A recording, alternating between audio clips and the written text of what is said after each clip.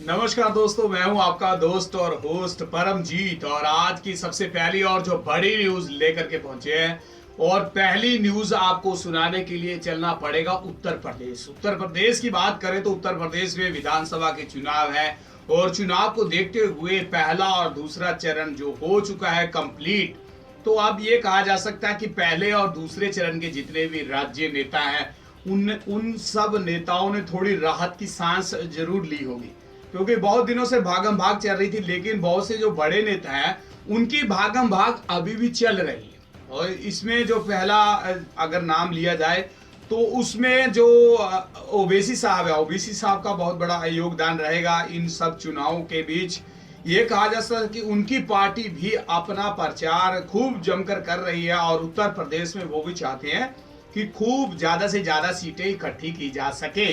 क्योंकि इससे पहले अगर बात करें तो कांग्रेस पार्टी वाले बिहार के बाद अब उत्तर प्रदेश में अपना जो गठबंधन करके चुनाव लड़ रहे हैं, इसका बड़ा फायदा वो लेना चाहते हैं। इस वजह से कह सकते हैं कि जो गांधी परिवार है, उनके सभी सदस्य एक एक कर मैदान में आ रहे हैं प्रचार करने के लिए। और दूसरी तरफ समाजवादी पार्टी की अगर बात करें, समाजवादी पार्टी से मुलायम सिंह यादव, उनका बेटा, उनकी बहू, उसके बाद फिर उनकी बहू, ये कह सकते हैं कि घर में ही उनके पार्लियामेंट आने वाले वक्त में कह सकते हैं कि बन जाएगा। जिस हिसाब से उनका जो पूरा काम चल रहा है, जिस हिसाब से वो टिकटें अपने परिवार को दे रहे हैं, तो भाई अब सियासी पारा दिन बर दिन उत्तर प्रदेश में बढ़ता चला जा रहा है। उत्तर प्रदेश की सियासत में पारा तो इस कदर बढ़ चुका है कि किसी को लग ही नहीं रहा कि अब सर्दी पड़ रही है। सबको लग रहा है कि गर्मी, पसीने छूट रहे हैं सबके। बयानबाजी इतनी हो रही है, बयानबाजी सुनने के बाद लगता है यार ये आखिर हो क्या रहा। अब बात करें AIM और IM के जो अध्यक्ष हैं, ओवैसी साहब की बात करें, प्रधानमंत्री नरेंद्र मोदी के उत्तर प्रदेश और मुख्यमंत्री जो उत्तर प्रदेश के मुख्यमंत्री हैं अखिलेश यादव, इनके ऊपर एक बड़ी बयानबाजी का करारा प्रहार इन्होंने इनके ऊपर, दोनों के ऊपर किया है। और क्या एक बात बड़ी अजीब सी होती है कि ये जो राज्य नेता होते हैं ना, ये जब भी कोई बात बोलते हैं तो उसका ऐसा असर, ऐसा मतलब निकलता है, सब लोग एकदम से दंग रह जाते हैं कि आखिर नेताजी ने कहा क्या है। तो अब ओवैसी साहब ने कहा है कि दोनों ही सिक्के के दो पहलू हैं, एक पहलू अलग और दूसरा अलग बिल्कुल नहीं है, एक ही सिक्के के दो पहलू हैं। तो एक ही सिक्के के दो पहलू। उन्होंने कहा कि उत्तर प्रदेश में कानपुर में आज वो पहुंचे हुए थे, और कानपुर की अगर बात करें तो कानपुर में अपना उनका जो उम्मीदवार चुनाव मैदान में है, उसकी जो प्रचार की जो पूरी भागदौड़ है, अब ओवैसी साहब ने अपने पास रखी हुई है, और सब ने जो उनके उम्मीदवार हैं प्रत्याशी है मैदान में, उनके लिए प्रचार करने के लिए पहुंचते हैं। और उन्होंने कहा कि एक ही सिक्के के दोनों पहलू हैं और दंगों को रोक नहीं पाए। उन्होंने कहा कि एक तरफ जहां पर देश के प्रधानमंत्री नरेंद्र मोदी गुजरात दंगों को नहीं रोक पाए, वहीं दूसरी तरफ अगर बात करें मुजफ्फरनगर के दंगों को अखिलेश यादव नहीं रोक पाए। तो दोनों को इस वजह से उन्होंने, अब आपको समझ आ गया होगा कि सिक्के के दो पहलू क्यों कहे।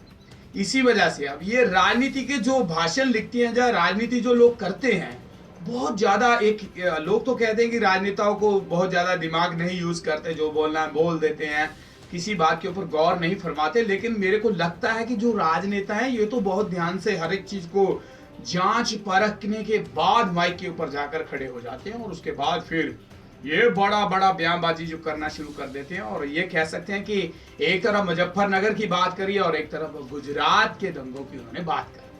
तो ये कह सकते हैं कि ओवैसी साहब ने कुल मिलाकर के उन्होंने कहा कि कानपुर आना चाहते थे, लेकिन ये प्रशासन ने उन्हें आने नहीं दिया। और उत्तर प्रदेश में कहा जा रहा है कि ओवैसी साहब के जो बयानबाजी है, इसके साथ थोड़ी सी प्रॉब्लम क्रिएट हो सकती है, जिसको चलते हुए सावधानी बरतते हुए प्रशासन ने उनके ऊपर कई जगह, बहुत सी जगहों पर जाने पर रोक वगैरह लगा दी है। प्रशासन उनको जाने नहीं दिया।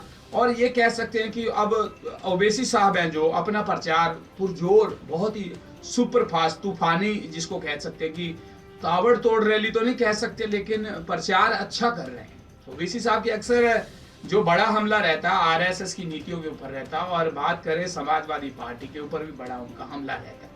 और ये कह सकते हैं कि उत्तर प्रदेश की सियासत में आज बड़ा बयान ओवैसी साहब का सुनने को मिला है। बहुत दिनों के बाद बड़ी बयानबाजी ओवैसी साहब ने की है और उन्होंने कहा है कि दोनों को बताया सिक्को एक सिक्के के दो पहलू।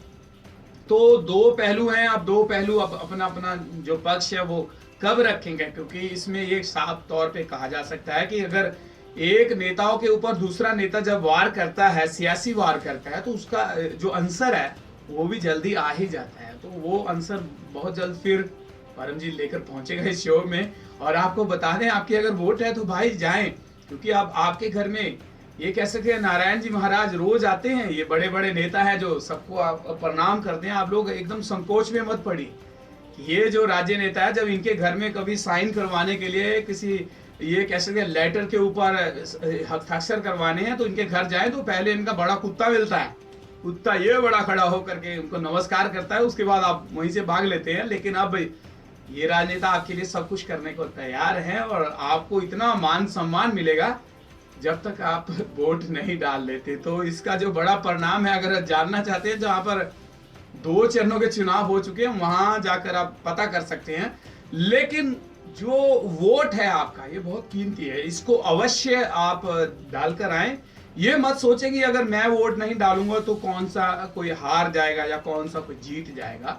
लेकिन ये कह सकते हैं कि आपका जो अधिकार आपको मिला है, इस देश ने दिया है, इस देश का अधिकार आपके पास है, तो इसका उपयोग अवश्य करें। तो आज न्यूज वाला के ऊपर परमजीत आपके लिए फिर नई चटपटी बातें लेकर इस मंच पे पहुंचेगा। और अब मुझे दीजिए इजाजत, बाकी की न्यूज देखने के लिए आप बने रहें आज न्यूज वाला के साथ। नमस्कार।